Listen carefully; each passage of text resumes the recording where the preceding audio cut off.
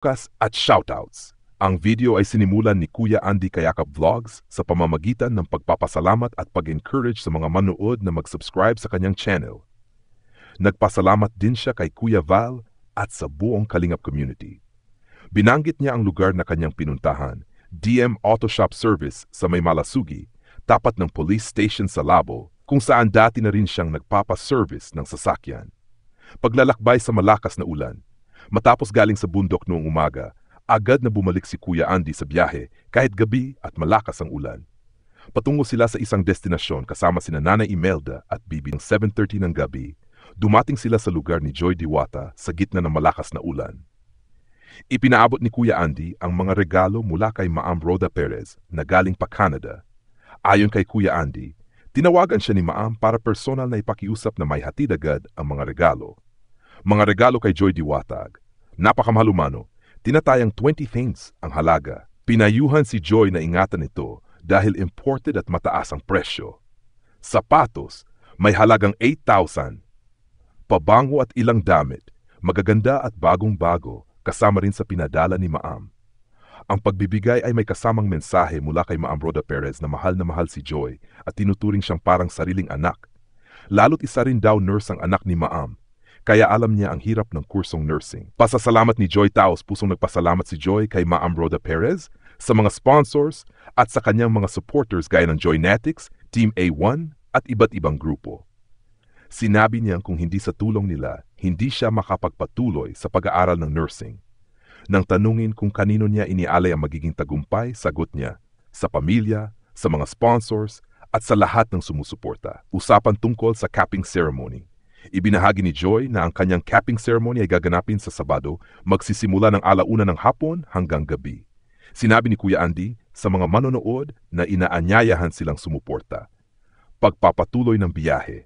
Matapos ang pasasalamat at maikling kwentuhan, nagpaalam sina Kuya Andy at ang kanyang kasama.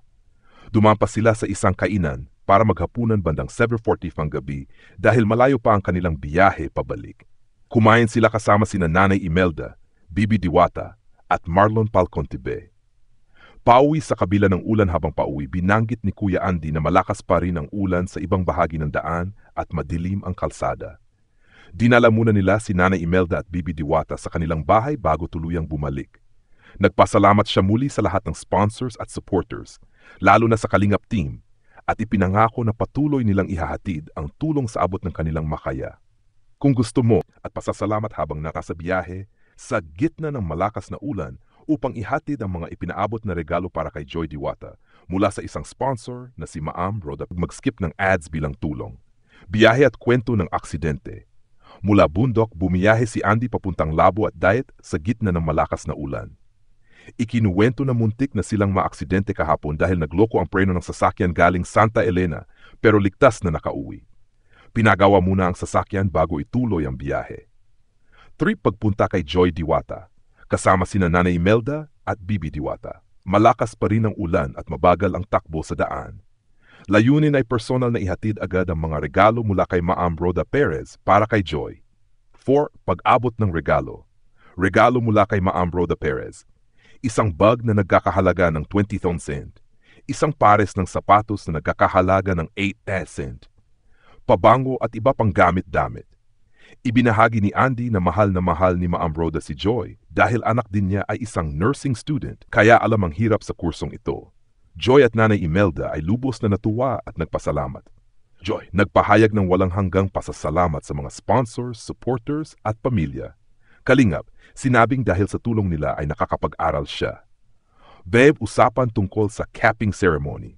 Gaganapin sa Sabado 1:00 ng hapon hanggang gabi sa kanilang paaralan. Andy hinikayat ang mga supporters na patuloy suportahan si Joy hanggang sa makapagtapos bilang lisensyadong nurse. 6. Pagkain at pag-uwi. Dumaan sila sa isang restaurant para maghapunan bago umuwi dahil malayo pa ang biyahe. Patuloy ang malakas na ulan sa daan pero ligtas na nakarating upang ihatid sina Nanay Imelda at Bibi Diwata. Pasasalamat muli sa lahat ng sponsors, supporters at manonood ng Kalingap community. Pangunahing tema, pagpapasalamat at pagkilala sa mga sponsors. Pagtitiyaga at sakripisyo para sa pagtulong sa kapwa kahit sa mahirap na sitwasyon, masama ang panahon, malayong biyahe. pagbibigay inspirasyon sa mga estudyante, lalo na kay Joy, na magpatuloy sa pag-aaral, pagpapatibay ng samahan sa loob ng Kalingap community, sa pamamagitan ng pagpapasalamat at pag-encourage sa mga manood na mag-subscribe sa kanyang channel. Nagpasalamat din siya kay Kuya Val at sa buong Kalingap community. Binanggit niya ang lugar na kanyang pinuntahan, DM Auto Shop Service sa May Malasugi, tapat ng police station sa Labo, kung saan dati na rin siyang nagpapaservice ng sasakyan. Paglalakbay sa malakas na ulan, matapos galing sa bundok noong umaga, agad na bumalik si Kuya Andy sa biyahe kahit gabi at malakas ang ulan. Patungo sila sa isang destinasyon, Joy Diwata, sa gitna ng malakas na ulan. Ipinaabot ni Kuya Andy ang mga regalo mula kay Ma'am Rhoda Perez na galing pa Canada. Ayon kay Kuya Andy, tinawagan siya ni Ma'am para personal na ipakiusap na may hatid agad ang mga regalo. Mga regalo kay Joy Diwatag. Napakamahal, tinatayang 20 things ang halaga. Pinayuhan si Joy na ingatan ito dahil imported at mataas ang presyo. Sapatos, may halagang 8,000. Pabango at ilang damit, magaganda at bagong-bago, kasama rin sa pinadala ni Ma'am. Ang pagbibigay ay may kasamang mensahe mula kay Ma'am Rhoda Perez na mahal si Joy at tinuturing siyang parang sariling anak. Lalo't isa rin daw nurse ang anak ni Ma'am, kaya alam niya ang hirap ng kursong nursing. Pasasalamat ni Joy Taos, pusong nagpasalamat si Joy kay Ma'am Rhoda Perez, sa mga sponsors at sa kanyang mga supporters gaya ng Joynetics, Team A1 at iba't ibang grupo. Sinabi niya kung hindi sa tulong nila, hindi siya makapagpatuloy sa pag-aaral ng nursing.